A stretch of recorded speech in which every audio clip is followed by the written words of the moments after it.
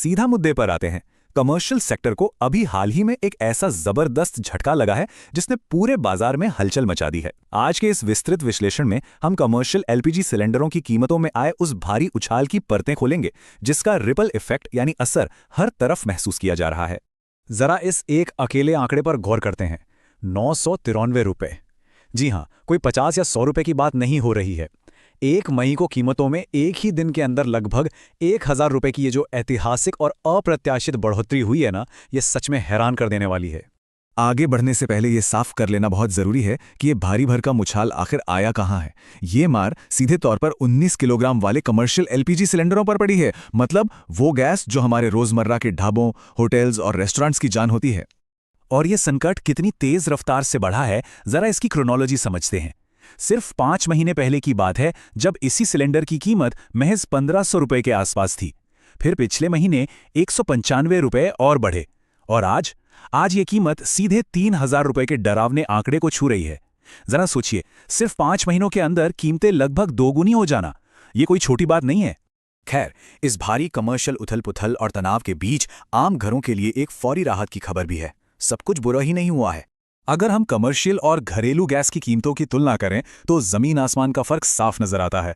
एक तरफ commercial gas 3000 का आंकड़ा छू रही है, वहीं दूसरी तरफ 14 किलो वाले घरेलू एलपीजी सिलेंडर के दाम बिल्कुल स्थिर रखे गए हैं। उदाहरण के लिए दिल्ली में ये अभी भी करीब 913 रुपए के आसपास ही है और बाकी बड़े शहरों का भी लगभग यही हाल है। और राहत की बात सिर्फ रसोई गैस तक सीमित नहीं है। रोजमर्रा के इस्तेमाल वाले पेट्रोल, डीजल और पब्लिक डिस्ट्रीब्यूशन वाले केरोसिन जैसी चीजों के दामों में भी कोई बढ़ोतरी नहीं की गई है। मतलब फिलहाल तो आम इंसान का सीधा सीधा खर्च इस झटके से बचा हुआ है। तो क्या इसका मतलब ये है कि रोजमर्रा के उपभोक्ताओं पर इसका कोई असर नहीं पड़ेगा? बिल्कुल नहीं। अगर हम जमीनी हकीकत पर नजर डालें तो कहानी कुछ और ही है। ये कमर्शियल महंगाई धीरे धीरे खिसक हमारे और आपके खाने की थाली तक पहुंच ही जाती है। क्योंकि देखा जाए तो पूरा का पूरा फूड इंडस्ट्री इसी कमर्शियल गैस के दम पर चलता है। इसलिए इस भयंकर मूल्य वृद्धि का सबसे पहला और सीधा असर हमारे आसपास के छोटे कारोबारियों, सड़क किनारे ढाबे वालों, स्ट्रीट फूड वेंडर्स और बेकरी चलाने वालों पर पड़ा है।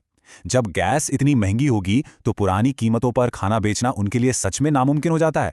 और इसका असर बाजार में साफ साफ दिखने भी लगा है। जरा इन आंकड़ों को देखिए। बेकरी से जुड़े आइटम्स की कीमतों में लगभग 10% तक का उछाल आ चुका है। और बात अगर मिठाइयों या रेडी टू ईट खाने की करें तो वहां यह बढ़ोतरी 20% तक पहुंच गई है। यानी बाहर खाना अब सीधे सीधे जेब ढीली करने वाला सौदा बन चुका है। अब सबसे बड़ा सवाल ये उठता है कि अचानक आए इस भयंकर उछाल के पीछे असली खेल क्या है। इसे समझने के लिए हमें थोड़ा जूम आउट के दुनिया भर में चल रही बड़ी आर्थिक हलचलों पर नजर डालनी होगी। सच तो यह है कि यह किसी एक घटना का नतीजा नहीं है।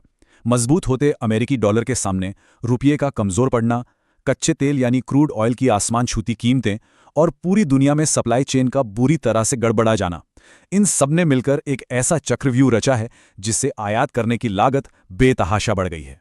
और इस पूरी स्थिति में आग में घी डालने का काम किया है स्ट्रेट ऑफ होर्मुज की रुकावटों ने। यह दुनिया भर के तेल और गैस व्यापार का एक बेहद क्रिटिकल समुद्री रास्ता है। यहां चल रही दिक्कतों की वजह से अंतर्राष्ट्रीय सप्लाई लाइंस बुरी तरह प्रभावित हुई हैं और मजबूरी में भारत को अब दूसरे काफी महंगे विकल्पों से गैस खरीदनी पड़ रही है। अगर हम इसे थोड़ा और आसान भाषा में समझें तो ग्लोबल जियोपॉलिटिक्स, जैसे कि ईरान से जुड़ा अंतर्राष्ट्रीय तनाव, सीधे तौर पर ग्लोबल सप्लाई लाइन को तोड़ रहा है। नतीजा, भारत के लिए गैस इंपोर्ट करना बहुत महंगा हो जाता है और अंत में तेल कंपनियां अपनी इस बढ़ी हुई लागत का सारा बोझ देश के छोटे व्यवसायों के कंधों पर डाल देती हैं। अब इन सारे चिंताजनक ग्लोबल सिग्नल्स को देखते हुए हमें ये सोचना होगा कि आखिर आगे क्या होने वाला है। भविष्य की तस्वीर कैसी दिखाई दे रही है? इस मामले में आर्थिक विशेषज्ञों की चेतावनी बिल्कुल साफ और निष्पक्ष है।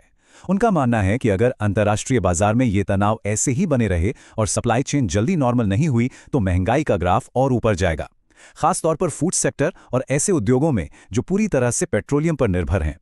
तो इस पूरे विश्लेषण के अंत में एक बहुत ही गंभीर सवाल खड़ा होता है। माना कि आज घरेलू गैस और पेट्रोल डीजल के दाम नहीं बढ़े हैं, लेकिन अगर दुनिया भर का ये भू राजनीतिक तनाव ऐसे ही खिंचता रहा तो वो दिन कितनी दूर है जब ये कमर्शियल महंगाई धीरे से हर घर की रसोई में दाखिल हो जाएगी।